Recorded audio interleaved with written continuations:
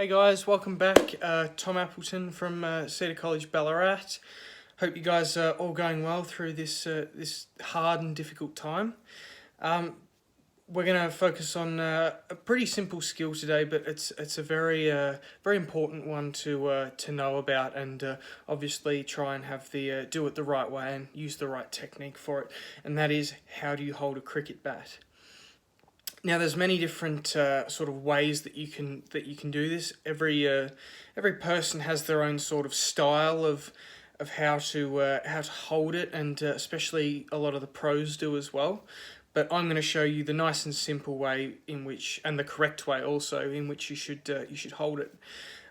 For a warm-up today, again, you don't need to do a lot for this to learn this particular skill. You might do some star jumps, or you might do something along those lines, just to get one thing that I do find particularly that I do before I go out to bat in a game is I find that I warm my wrists up a lot, and that's probably all really that you need to do to learn this particular skill. So what you basically want to do is clench your hands together like that and just rotate them. Nice and simple, and that's the only really main warm-up that you need to do to learn this skill, and things like that. We'll incorporate a little bit of a game into it later, but really just give those wrists a nice turn, really get them nice and flexible and warmed up so you're ready to go. Alright, so try and get yourself a cricket bat. I'm going to use this one today just because it was one that I seem to have in my house.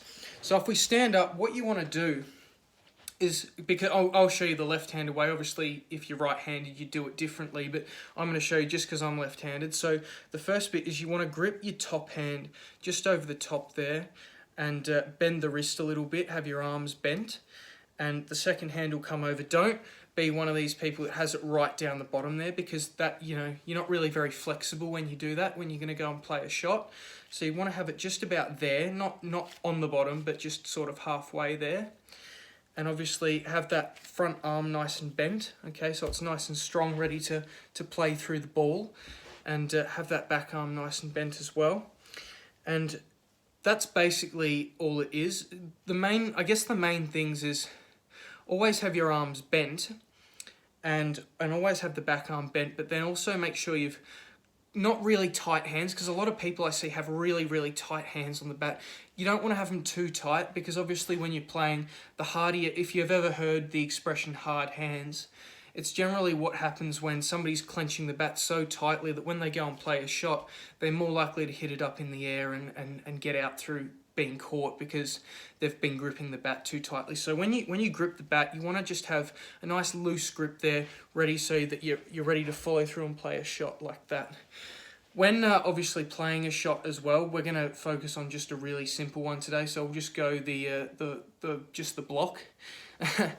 Nice and simple way to learn also how to hold the bat. So when you go forward, you want to go forward like that, and your head is over the ball, and you want sort of your head to be in line with the bat and in line with the ball, so your head is right over it. Because if my head's up here, look at that, look at my position. It's not very good. You want to have your head directly over the bat like that and over the ball. And also make sure that you step into it as well. You want to step into the ball as well. You want to step into the shot, and yeah, that's it's very simple to learn how to block the ball and learn how to hold it correctly. Just make sure that you're doing the few simple things that I did show you how to do. Make sure you're not gripping it too tightly. Make sure that you've got your hand in the correct position up the grip as well. You don't want it right down, you want it up there. It's very simple to do. Just make sure that you're doing it correctly and you're not gripping it too tightly. That's the main thing as well. In terms of having a game, I'd suggest if you can get your hands on a ball and you've got like a brick wall somewhere, whereabouts you are, at home or somewhere like that, I suggest throwing the ball up against the wall and coming forward into playing that shot there. And also if you can, instead of just blocking it there, try and go all the way through like that, so you get a little bit of power into the shot as well. Thanks for coming back, guys. Hope you've enjoyed today. I really enjoyed it. I love doing these videos, and hope you guys work on your technique and also stay safe through this difficult time. Thank you.